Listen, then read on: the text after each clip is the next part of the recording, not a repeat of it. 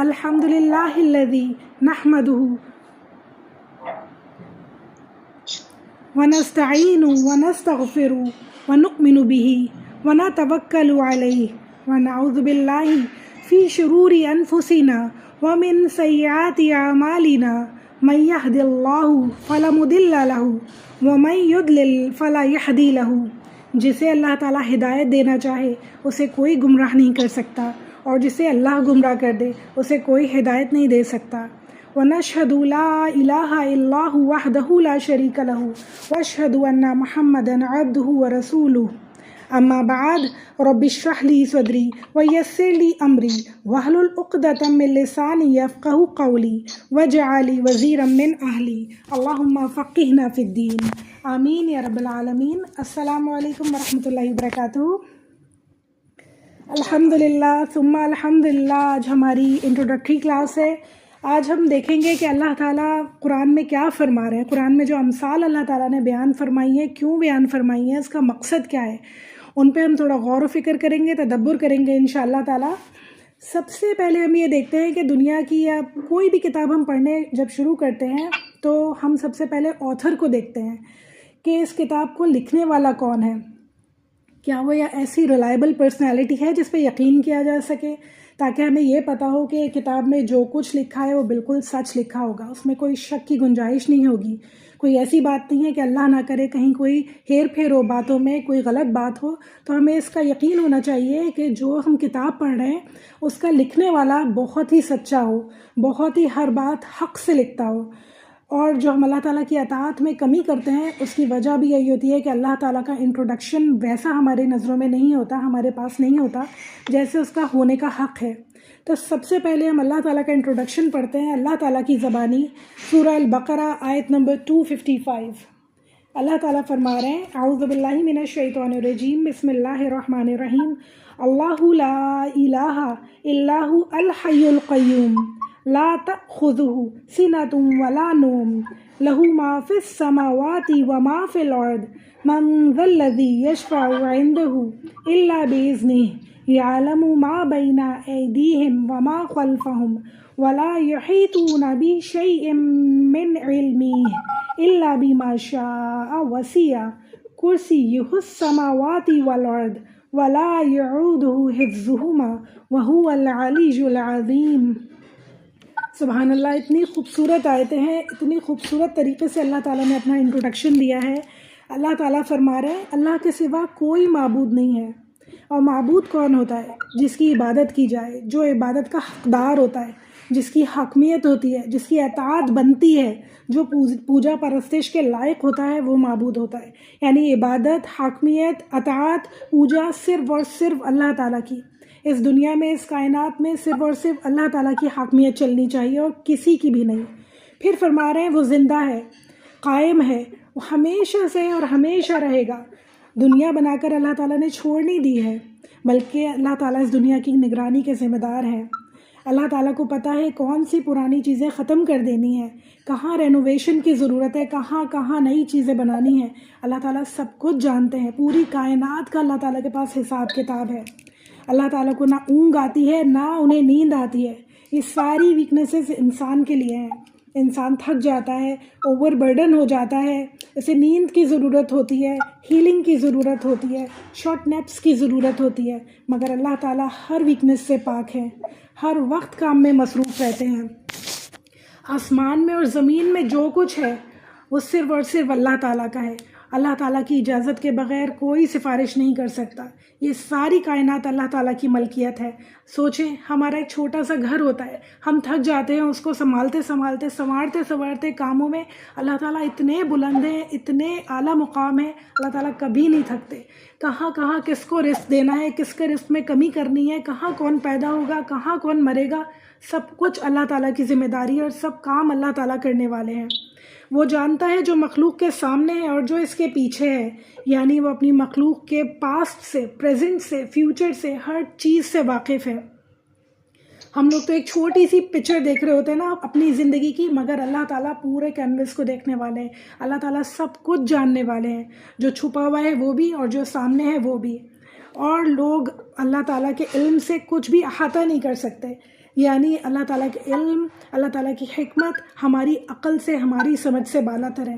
اللہ تعالیٰ کی باتیں ہمیں سمجھ میں نہیں آتی، یعنی اللہ تعالیٰ کی حکمت جو اللہ تعالیٰ فیصلے کرتے ہیں، بہت سارے فیصلے ہوتے ہیں جو ہمیں سمجھ میں ہی نہیں آتے کہ اللہ تعالیٰ نے ایسا کیا کیوں، مگر آہستہ آہستہ وہ سارے راز کھلتے جاتے ہیں کہ اللہ تعالیٰ کی کتنی زیادہ حکمت تھی یہ سارے فیصلوں میں، اور ہم اللہ کا شکر ادا کرتے ہیں۔ اللہ تعالیٰ غیب کی باتوں کو جاننے والے ہیں۔ اللہ تعالیٰ کی کرسی آسمانوں میں اور زمین پر چھائی ہوئی ہے۔ مفسرین کے مطابق یہ کرسی اللہ تعالیٰ کا علم بھی ہو سکتی ہے، اللہ تعالیٰ کی حکمت بھی ہو سکتی ہے، اللہ تعالیٰ کی بادشاہت بھی ہو سکتی ہے، واللہ عالم، مگر جو بھی ہے اللہ تعالیٰ کی بادشاہت ساری کائنات پر چھائی ہوئی ہے۔ اللہ تعالیٰ کے علاوہ کوئی نہیں ہے جس کا حکم یہاں پہ چل سکے، اللہ تعالیٰ کے علاوہ کوئی بھی نہیں ہے جس کی بادشاہت یہاں چل سکے۔ ان دونوں کی حفاظت یعنی آسمانوں کی اور زمین کی حفاظت سے اللہ تعالیٰ تھکتے نہیں ہیں، وہ بلند مرتبہ ہیں اور عظمت والے ہیں۔ سبحان اللہ۔ اتنا پیارا انٹروڈکشن اللہ تعالیٰ نے اپنا کروایا ہمیں، اتنے پیارے انداز میں اللہ تعالیٰ نے اپنا تعارف کروایا کہ دیکھو اللہ تعالیٰ یہ ہیں جس کی تم کتاب پڑھنے جا رہے ہو، اس کتاب کو پڑھنے سے پہلے اس کے مصنف کے بارے میں جان لو کہ وہ کتنی بڑی پرسنالٹی ہے، کتنے بلند و بالا ہیں اللہ تعالیٰ، کیا مرتبہ ہے، کیا شان ہے اللہ تعالیٰ کی، تاکہ اللہ تعالیٰ کا کلام پڑھتے میں تمہیں پتہ ہو کہ اللہ نے لکھا ہے، کسی شک کی گنجائش نہیں ہے، کسی غلطی کی نعوذ باللہ گنجائش نہیں ہے۔ پورے دل کے ساتھ، پورے یقین کے ساتھ اس قرآن کو پڑھو انشاءاللہ تعالیٰ۔ یہ قرآن اس رب کا کلام ہے، اس میں سراسر ہدایت ہے، رحمت ہے، اور اسے پڑھنا سمجھنا ہم سب کے لیے نہایت ضروری ہے، کیونکہ زندگی گزارنے کے پورے اصول اللہ تعالیٰ نے اس میں بنائے۔ اگر ہم قرآن کو اس طرح نہیں سمجھیں گے جیسا حق ہے اس کا، تو جانوروں میں اور انسانوں میں کوئی فرق نہیں رہ جاتا ہے، کیونکہ بغیر رولز اینڈ ریگولیشنز کے زندگی تو جانور ہی گزارتے ہیں۔ یہ کلام کوئی مذاق بات نہیں ہے، انسان انتہائی سنجیدہ ہے، انتہائی سنجیدہ باتیں ہیں، انسان کی پوری زندگی اس پہ ڈپینڈ کرتی ہے، مرنے کے بعد کی زندگی اس پہ ڈپینڈ کرتی ہے۔ تو اللہ تعالیٰ ہم سب کو اس کلام کو اسی سنجیدگی سے پڑھنے اور سننے کی توفیق عطا فرمائے جتنی سنجیدہ یہ باتیں ہیں۔ جب تک اس کلام کو اپنے دل سے نہیں سنتے نا، یہ کلام دل پہ اثر نہیں کرتا۔ جب تک ہم اللہ تعالیٰ سے ہدایت طلب نہیں کرتے نا، ہدایت نہیں ملتی۔ ہم سب کو اللہ تعالیٰ توفیق دے کہ اللہ تعالیٰ نے جیسا اسے پڑھنے کا حق رکھا ہے، اللہ تعالیٰ ہم اسے ویسے ہی پڑھیں انشاءاللہ تعالیٰ، بالکل ویسے ہی اس کو ہم پڑھ سکیں، ویسے ہی اسے سمجھ سکیں انشاءاللہ تعالیٰ۔ حضرت عمر رضی اللہ تعالیٰ عنہ فرماتے ہیں کہ رسول اللہ صلی اللہ علیہ وسلم نے فرمایا، تم میں سب سے بہتر وہ ہے جو قرآن سیکھے اور اس کی تعلیم دے۔ ہم سب کو اللہ تعالیٰ ہمیشہ قرآن کا اسٹوڈنٹ رکھے، ہمیشہ بہترین طریقے سے قرآن پڑھنے والا اور پھر آگے انشاءاللہ قرآن سیکھنے والا، سکھانے والوں میں شامل فرمائے انشاءاللہ۔ اقوہ بن عامر کہتے ہیں کہ رسول اللہ صلی اللہ علیہ وسلم گھر سے نکل کر تشریف لائے، ہم صفہ کے چبوترے پر موجود تھے۔ آپ صلی اللہ علیہ وسلم نے فرمایا، تم میں سے کون یہ پسند کرتا ہے کہ روزانہ بطحان یا عقیق کی وادی میں جائے اور وہاں سے بغیر کسی گناہ اور قطع رحمی کے 2 بڑے بڑے کوہان والی اونٹنیاں لے آئے؟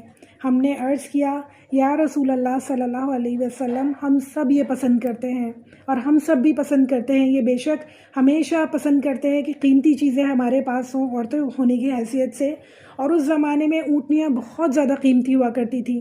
تو اللہ تعالیٰ کے رسول یہی مثال دے رہے ہیں کہ کون چاہتا ہے کہ بہت ہی قیمتی والی اونٹنیاں لے آئے؟ تو سب صحابہ کرام نے کہا، اللہ تعالیٰ کے رسول ہم پسند کرتے ہیں۔ تو رسول اللہ صلی اللہ علیہ وسلم نے فرمایا، پھر تم میں سے کوئی شخص صبح مسجد میں کیوں نہیں جاتا کہ وہ اللہ تعالیٰ کی کتاب کی 2 آیتیں سیکھے یا ان کی قرات کرے، تو اس کے لیے ان 2 اونٹنیوں سے زیادہ بہتر ہے۔ سبحان اللہ۔ اللہ تعالیٰ ہم سب کو توفیق دے کہ ہم روزانہ کم سے کم 2 آیتیں ضرور سیکھیں، 2 آیتیں ضرور ان کا مفہوم سیکھیں، ان کا ترجمہ سیکھیں، اور پھر انشاءاللہ انہیں آگے پہنچائیں تاکہ ہمارا یہ فرض بھی پورا ہو انشاءاللہ۔ تو انشاءاللہ اس نیت کے ساتھ ہم یہ کلاس شروع کرتے ہیں کہ اللہ تعالیٰ اس کے ذریعے سے ہمیں بہت بہترین اجر اور بہت بہترین ہدایت عطا فرمائیں گے انشاءاللہ جب ہم اللہ تعالیٰ کے پاس جائیں آخرت میں تو بہت سارا اجر، احد کے پہاڑ کے برابر اجر ہم اپنے ساتھ لے کے جائیں انشاءاللہ تعالیٰ۔ رسول اللہ صلی اللہ علیہ وسلم نے فرمایا، روزہ اور قرآن قیامت کے دن انسان کی شفاعت کریں گے، یعنی روزہ اللہ تعالیٰ سے کہے گا کہ میں نے اسے تیری خاطر کھانے پینے سے روکا، میری شفاعت اس کے حق میں قبول فرما لے. اور قرآن کہے گا میں نے اسے رات کو سونے نہیں دیا، میری شفاعت اس کے حق میں قبول فرما لے. الحمدللہ بہنوں، رمضان کا مہینہ ہے، ہر ایک کو موقع ملتا ہے طویل قرأت سننے کا، پڑھنے کا. تو انشاءاللہ اس دفعہ ہم اس نیت سے قرآن کی تلاوت سنیں گے، پڑھیں گے کہ انشاءاللہ آخرت میں قیامت کے دن یہ ہماری شفاعت فرمائے. انشاءاللہ اللہ تعالیٰ روزے اور قرآن دونوں کی شفاعت قبول کرتے ہیں، ان کی شفاعت مانی جاتی ہے. یہ اپنے پڑھنے والوں کے حق میں بحث کرتے ہیں اور ان کی تصدیق کی جاتی ہے. حضرت جابر رضی اللہ تعالیٰ عنہ فرماتے ہیں کہ نبی صلی اللہ علیہ وآلہ وسلم نے فرمایا کہ قرآن سفارش کرے گا اور اس کی سفارش مانی جائے گی اور اس کی تصدیق کی جائے گی. جس نے اسے اپنے سامنے رکھا تو اسے جنت کی طرف رہنمائی ملے گی. یعنی جس نے اپنے سامنے رکھا، اسے سمجھا، سیکھا، پڑھا اور پھر اس کے مطابق اپنی زندگی گزاری انشاءاللہ، تو اسے جنت انشاءاللہ لازمی ملے گی. اور جس نے اسے اپنے پیٹھ پیچھے رکھا تو یہ اسے ہانک کر جہنم کی طرف لے جائے گا. اللہم لا جعلنا منہم، اللہ ایسے لوگوں میں ہمیں کبھی شامل نہ فرمائے جو قرآن کو بھول جاتے ہیں، جو قرآن کو سیکھنا نہیں چاہتے، امپورٹنس نہیں دیتے، اللہ کی آیات کو اگنور کرتے ہیں اور پھر انہیں پڑھتے نہیں ہیں، سمجھتے نہیں ہیں. اللہ ایسے لوگوں میں ہمیں کبھی شامل نہ فرمائے. قرآن پڑھتے ہوئے یہ نیت رکھیں گے ہم انشاءاللہ، ہمیشہ رکھنی چاہیے کہ ہم فرشتوں کی مجلس میں موجود ہیں، کیونکہ اللہ تعالیٰ نے فرمایا میں اپنے بندوں کے گمان کے ساتھ ہوں. جب وہ مجھے اپنے دل میں یاد کرتا ہے تو میں اسے بھی اپنے دل میں یاد کرتا ہوں، اور جب وہ مجھے مجلس میں یاد کرتا ہے تو میں اس سے بہتر فرشتوں کی مجلس میں اسے یاد کرتا ہوں. اور اگر وہ مجھ سے ایک بالش قریب آتا ہے تو میں ایک ہاتھ اس کے قریب آ جاتا ہوں، اگر وہ مجھ سے ایک ہاتھ قریب آتا ہے تو میں اس سے 2 ہاتھ قریب آ جاتا ہوں، اور اگر وہ میری طرف چل کر آتا ہے تو میں اس کے پاس دوڑ کر آ جاتا ہوں. سبحان اللہ، کتنے رحمان رحیم ہیں ہمارے اللہ، کتنی خوبصورت اللہ تعالیٰ نے یہ بات بتائی ہمیں کہ ہم اللہ تعالیٰ کو یاد کریں، اپنی مجلسوں میں یاد کریں تو اللہ تعالیٰ ہمیں اپنی فرشتوں کی مجلسوں میں یاد کرتے ہیں. تو انشاءاللہ اس نیت کے ساتھ ہم پڑھیں گے کہ ہم اپنی مجلس میں اللہ کو یاد کریں، اللہ تعالیٰ اپنی فرشتوں کی مجلس میں ہمیں یاد کریں انشاءاللہ.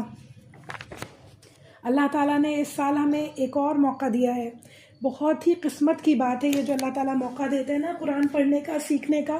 اتنی زندگیاں گزر جاتی ہیں اور ہم صرف 30 پاروں کا اس طرح ترجمہ تفسیر نہیں پڑھ پاتے ہیں جس طرح اس کا حق ہے. بہت ہی افسوس کی بات ہے، ایک مسلمان ہونے کی حیثیت سے بہت ہی کم عمل ہے جو ہم کرتے ہیں.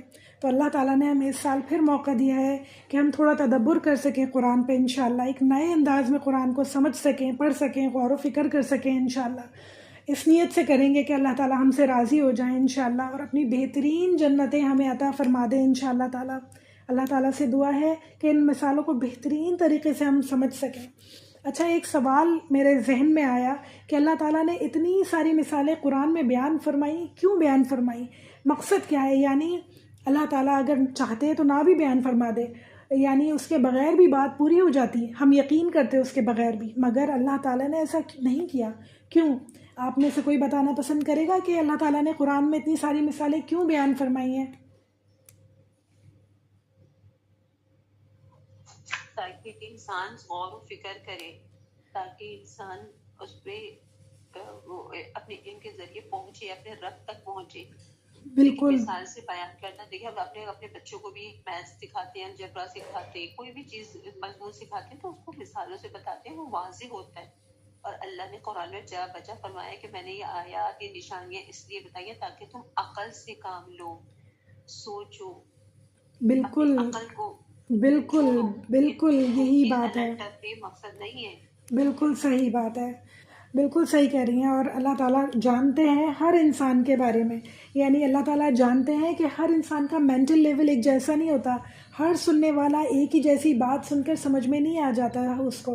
ایک ماں ہونے کی حیثیت سے ہم دیکھتے ہیں نا کہ ہمارے سب بچوں کے ذہن الگ الگ ہوتے ہیں، کسی کو سیدھی بات سمجھ میں آ جاتی ہے، کسی کو بات کو گھما پھرا کے سمجھانا پڑتا ہے، کسی کو جلدی آ جاتی ہے، کسی کو بہت دیر میں سمجھ میں آتی ہے. اسی طرح اور سمجھدار مائیں کیا نظر رکھتی ہیں بچوں کے اوپر کہ کس کو کس طرح بات سمجھ میں آئے گی اور ویسے ہی سمجھانے کی کوشش کرتی ہیں. اللہ تعالیٰ کو اچھی طرح پتہ ہے، اللہ تعالیٰ ہمارے خالق ہیں، ہمارے مالک ہیں، رگ رگ سے واقف ہے انسان کی کہ کون سی بات کسے کس طرح سمجھ میں آئے گی۔ اللہ تعالیٰ جانتے ہیں یہ بات کہ اللہ تعالیٰ کی آڈینس میں ہر طرح کے لوگ موجود ہیں، کم پڑھے لکھے، بغیر پڑھے لکھے، بہت زیادہ پڑھے لکھے، ٹین ایجرز بھی ہیں، بزرگ بھی ہیں، سب کے مینٹل لیول الگ ہیں، سب کی سوچنے سمجھنے کی صلاحیتیں الگ ہیں۔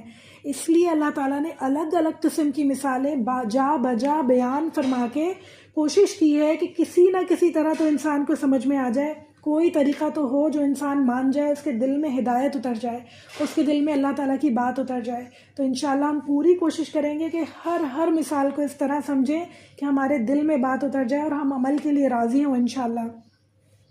آسمانوں اور زمین کی مثالیں دے کے اللہ تعالیٰ نے سمجھایا۔ بہت سارے لوگ نیچر سے محبت کرتے ہیں تو اللہ تعالیٰ نے اسی طرح سمجھایا، پھول، درخت، چاند، ستاروں پر غور کرنے کو کہا، سوچنے سمجھنے پہ مجبور کر دیا کہ یہ ساری چیزیں خود بخود پیدا نہیں ہوئی ہیں، کسی نہ کسی نے تو انہیں پیدا کیا ہے، کوئی نہ کوئی طاقت تو ہے جس نے یہ ساری چیزیں بنائی ہیں۔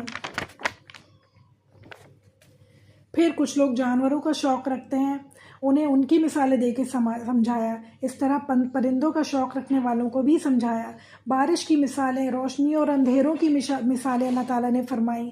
یعنی ہر طرح کی مثالیں ہم قرآن میں پڑھیں گے انشاءاللہ تعالیٰ۔ جو چیزیں ہمیں نظر نہیں آتی ہیں نا، ان کی مثالیں اللہ تعالیٰ نے اس طرح دی ہیں کہ جیسے جو چیزیں ہمیں نظر آتی ہیں ان کے ذریعے سے اللہ تعالیٰ نے مثال میں ہمیں سمجھایا ہے کہ اس کی مثال دے کے سمجھو، جو چیز نظر نہیں آ رہی وہ ایسی ہوگی یقیناً۔ تو اللہ سے امید ہے کہ اللہ تعالیٰ ہمارے دل کھول دے، ہمیں سمجھنے سوچنے کی طاقت دے انشاءاللہ تعالیٰ۔ اور اللہ تعالیٰ کی شان دیکھیے کہ وہ ہم سے زبردستی کرنا نہیں چاہتا۔ اللہ تعالیٰ چاہتے تو زبردستی ہر انسان ہی مان لے آتا، بلکہ اللہ تعالیٰ تو ہم سے یہ چاہتے ہیں کہ ہم سوچیں سمجھیں، اپنی عقل کو استعمال کریں، غور و فکر کریں اور اپنے دلوں سے راضی ہوں، اپنی سوچ سمجھ سے راضی ہوں انشاءاللہ اللہ تعالیٰ کے دین پہ عمل کرنے کے لیے۔ اللہ تعالیٰ نے طرح طرح کی مثالیں بیان فرمائی اس لیے تاکہ کوئی یہ نہ کہہ سکے آخرت میں کہ میری سمجھ میں نہیں آیا، اللہ تعالیٰ آپ نے میرے ذہن کے مطابق تو بات ہی نہیں کی تھی۔ اس لیے اللہ تعالیٰ نے ہر مثال الگ الگ طرح کھول کے بیان فرمائی۔ اللہ تعالیٰ ہمیں سمجھنے کی طاقت عطا فرمائے انشاءاللہ۔ اللہ تعالیٰ جسے چاہتا ہے اسے ویسے ہی نصیحت عطا فرماتا ہے۔ اللہ تعالیٰ ہم سب کو جہنم کی اور آگ سے بچائے انشاءاللہ تعالیٰ، سمجھنے والوں میں شامل فرمائے، تدبر کرنے والوں میں شامل فرمائے انشاءاللہ تعالیٰ۔ سب سے پہلے ہم نیت کریں گے کہ انشاءاللہ تعالیٰ اللہ کی بات سنیں گے، اللہ کی بات پہ عمل کریں گے انشاءاللہ۔ ابن تیمیہ رضی اللہ تعالیٰ عنہ فرماتے ہیں، جو شخص قرآن کے ساتھ تدبر کے ساتھ پڑھتا ہے تاکہ اسے ہدایت حاصل ہو جائے تو اس کے لیے حق کا راستہ واضح ہو جاتا ہے، یعنی اسے ہدایت نصیب ہو جاتی ہے۔ یاد رکھیں اللہ تعالیٰ کی رحمت اس کتاب سے جڑی ہوئی ہے۔ اگر ہم چاہتے ہیں کہ اللہ تعالیٰ کی رحمت ہمیں نصیب ہو تو ہمیں بھی اس قرآن سے جڑنا ہوگا انشاءاللہ۔ اللہ تعالیٰ نے فرمایا، اس بے حد رحیم اور نہایت مہربان رب کی طرف سے نازل کردہ ہے یہ کتاب۔ اللہ تعالیٰ خود کہہ رہے ہیں بے حد رحیم، یعنی رحم کی کوئی حدود نہیں ہے اللہ تعالیٰ کے پاس، مہربانی کی کوئی انتہا نہیں ہے اللہ تعالیٰ کے پاس، بے انتہا رحیم ہے۔ صرف پہل ہمیں کرنی ہوگی، پہلا قدم ہمیں اٹھانا ہوگا انشاءاللہ، پھر اللہ تعالیٰ کی رحمت، اللہ تعالیٰ کی مہربانی ہمیشہ ہمارے ساتھ رہے گی انشاءاللہ۔ حضرت ابو ہریرہ رضی اللہ تعالیٰ عنہ فرماتے ہیں، رسول اللہ صلی اللہ علیہ وسلم نے فرمایا، جو لوگ اللہ تعالیٰ کے گھروں میں سے کسی گھر میں قرآن کی تلاوت کرتے ہیں اور اس کی تعلیم میں مصروف ہوتے ہیں، ان پر سکینت نازل ہوتی ہے، یعنی ان کے دل سکون میں آ جاتے ہیں، ان کے ذہن سکون میں آ جاتے ہیں، انہیں رحمتیں ڈھانک لیتی ہیں اور فرشتے انہیں گھیر لیتے ہیں، اور اللہ تعالیٰ کا ذکر اپنے پاس موجود فرشتوں میں کرتے ہیں۔ یعنی سبحان اللہ، ہم سب کتنے خوش نصیب لوگ ہیں۔ اس وقت ہزاروں لوگ ایسے ہیں جو روزہ رکھ کے سو رہے ہوں گے، انہیں قرآن کلاسز اٹینڈ کرنے کا کوئی شوق نہیں ہے، انہیں قرآن سیکھنے کا کوئی شوق نہیں ہے۔ اللہ تعالیٰ کا ہزاروں لاکھوں شکر ہے کہ اللہ تعالیٰ نے ہمیں ان لوگوں میں شامل فرمایا جو قرآن سیکھنے کا شوق رکھتے ہیں۔ اللہ تعالیٰ کا بہت شکر ہے۔ قرآن پڑھنا صرف پڑھنا ہی نہیں ہے، اللہ تعالیٰ سے مناجات کا، دعاؤں کا طریقہ بھی ہے۔ یعنی قرآن پڑھیں گے اللہ تعالیٰ اس طرح پڑھیں گے انشاءاللہ کہ جیسے اللہ تعالیٰ ہم سے باتیں کر رہے ہوں، دل ہی دل میں اللہ تعالیٰ سے باتیں کریں گے انشاءاللہ قرآن پڑھتے میں۔ جہاں کہیں عذاب کا ذکر ہو تو انشاءاللہ عذاب سے پناہ مانگیں گے، دل ہی دل میں آگ کا، جہنم کا تصور کریں گے اور اللہ تعالیٰ کی پناہ طلب کریں گے۔ جہاں ہدایت کی بات ہو تو ہدایت مانگیں گے، جیسے کوئی بچہ بچہ اپنی ماں سے ضد کرتا ہے نا، بالکل ویسے ہی اللہ تعالیٰ سے گڑ گڑا کر خاموشی سے دل ہی دل میں انشاءاللہ ہمیں ضد کرنی ہوگی کہ اللہ تعالیٰ ہمیں معاف کر دیجئے، بچا لیجئے، ہمیں پناہ دے دیجئے اس جہنم کی آگ سے، اس قبر کے عذاب سے میرے اللہ۔ تو ہم دیکھیں گے آہستہ آہستہ میں اللہ تعالیٰ کا قرب محسوس ہونے لگے گا۔ جب ہم دل میں اللہ تعالیٰ سے باتیں کرتے ہیں نا تو اللہ تعالیٰ ہمارے قریب ہو جاتے ہیں، اللہ تعالیٰ کی محبت باقاعدہ محسوس ہونی شروع ہو جاتی ہے۔ جب ہم منافقت کی بات پڑھیں تو اس سے پناہ مانگیں، اللہ تعالیٰ سے پناہ مانگیں کہ اللہ تعالیٰ ایسے لوگوں میں ہمیں کبھی شامل نہ فرمائے۔ جنت کا ذکر ہو تو اس کا تصور کریں، بڑے بڑے خوبصورت محلات، باغات، خوبصورت موسم، اور پھر بہت ہی خوبصورت ایک ذکر کیا ہے اللہ تعالیٰ نے، ولدان مخلدون۔ ہم خواتین ہونے کی حیثیت سے تھک جاتے ہیں، سارا دن گھر میں کام کرتے کرتے، چیزوں کو مینج کرتے کرتے، اور اللہ تعالیٰ یہاں کہہ رہے ہیں کہ وہاں پہ چھوٹے چھوٹے بچے ہوں گے کام کرنے والے، کوئی کام نہیں کرنا پڑے گا جنت میں۔ عورتیں یہ سوچتی ہیں جنت میں سارے ہیں تو مزے آدمیوں کے، عورتوں کے لیے کیا ہے؟ تو اللہ تعالیٰ نے کہا ہے چھوٹے چھوٹے کام کرنے والے بچے ہوں گے، اور وہ تمہیں کبھی کوئی کام نہیں کرنے دیں گے، ہر چیز تمہیں تمہاری خواہش کے مطابق ملے گی۔ پھر خوبصورت لباس کا ذکر ہے، وہ بھی خواتین کے لیے ہے، ہر طرح کا لباس وہاں پہ ملے گا، نور سے روشن لباس انشاءاللہ تعالیٰ ملے گا۔ میرے جب خیال میں آتی ہے یہ بات تو بڑی بڑی میکسیز چمکتی ہوئی اور نور کی بنی ہوئی، اتنی خوبصورت کہ انسان کی سوچ ہے، تو انشاءاللہ تعالیٰ وہ ملیں گی۔ مختلف قسم کے کھانوں کا ذکر اللہ تعالیٰ کرتے ہیں، اور ان تمام باتوں کو خیال ملا کے دل میں ان تمام باتوں کا ذکر یعنی سوچ کے خوب دل کی گہرائی سے جنت طلب کریں، اپنے اعمال ایسے کرنے کی توفیق طلب کریں کہ اللہ تعالیٰ ہمیں جنات النعیم عطا فرما دے انشاءاللہ۔ خاموشی سے اللہ تعالیٰ سے ضد کریں انشاءاللہ تعالیٰ، انشاءاللہ اللہ تعالیٰ ضرور عطا فرمائیں گے، ضرور عطا فرمائیں گے۔ اللہ تعالیٰ کے دوست بن جائیں، چلتے پھرتے اپنی خواہشات، اپنی فکرات، اپنی شکایتیں، اپنے مسئلے اللہ تعالیٰ سے بیان کریں، ان کا حل طلب کریں اللہ تعالیٰ سے، صحیح فیصلہ کرنے کی توفیق طلب کریں اللہ تعالیٰ سے، انشاءاللہ ضرور ملے گی۔ آپ دیکھیں گے کہ اللہ تعالیٰ کے علاوہ کسی کی ضرورت باقی نہیں رہے گی، کسی سے کہنے کی ضرورت باقی نہیں رہے گی، دل ہمیشہ بالکل ہلکا، بالکل پرسکون رہے گا۔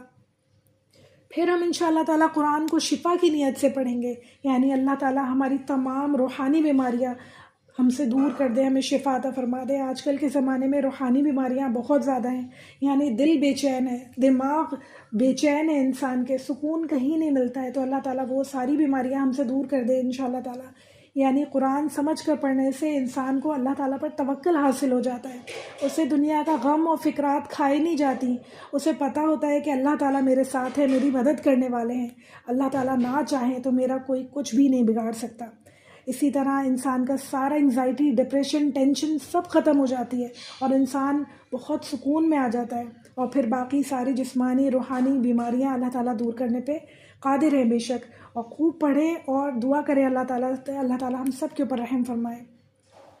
پھر عمل کے لیے ہمیں کمر کس لینی ہوگی، صرف قرآن آج یہ پڑھ کے ہمیں بند نہیں کر دینا ہے، ہمیں انشاءاللہ پکا سوچنا ہے کہ ہم جو پڑھیں گے اس پہ عمل کریں گے انشاءاللہ، اپنی زندگیوں میں اسے ہم نافذ کریں گے انشاءاللہ تعالیٰ۔ ابن مسعود رضی اللہ تعالیٰ عنہ فرماتے ہیں، قسم ہے اس ذات کی جس کے قبضے میں میری جان ہے، قرآن کریم کا حق یہ ہے کہ انسان اس کے حلال کو حلال جانے اور حرام کو حرام جانے، اور اسے ایسے پڑھے جیسے اللہ تعالیٰ نے اسے نازل فرمایا ہے۔ انشاءاللہ کلمے کو اس کی جگہ سے نہ بدلے اور آیات کی وہ تفسیر نہ کرے جو اس کی حقیقی تفسیر نہیں ہے۔ اللہ تعالیٰ ہم سب کو توفیق دے، اور خاص طور پہ ان لوگوں کو جو دورہ قرآن کروا رہے ہیں اور جو کچھ سمجھا رہے ہیں، جن میں بھی شامل ہوں، کہ بالکل اسی طرح آیات کی تفسیر کی جائے جس طرح اللہ تعالیٰ نے اسے بیان فرمایا ہے انشاءاللہ تعالیٰ۔ اللہ تعالیٰ سے امید ہے کہ آج جس طرح سب نے شرکت کی ہے، پورے بقیہ 14 دن بھی سب لوگ اسی طرح شرکت کریں گے۔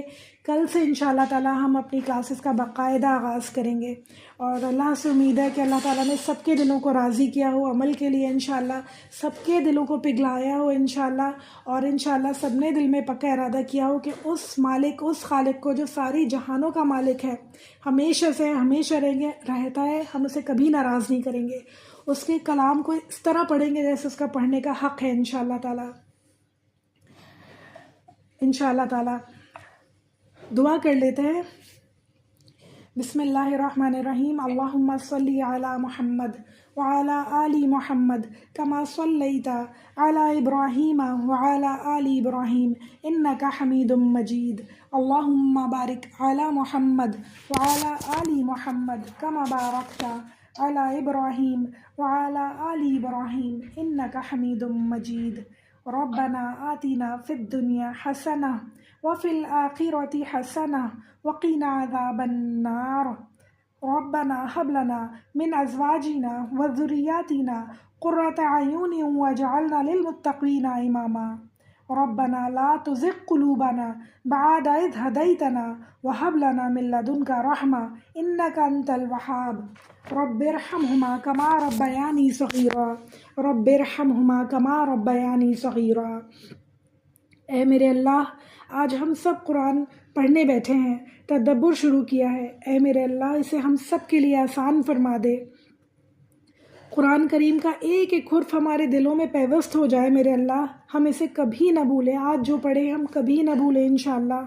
میرے آقا بلند ہیں، ہمیشہ سے ہیں اور ہمیشہ رہنے والے ہیں، ہم فنا ہو جانے والے ہیں اللہ، ہم ختم ہو جانے والے ہیں، میرے مالک آپ ہمیشہ رہنے والے ہیں۔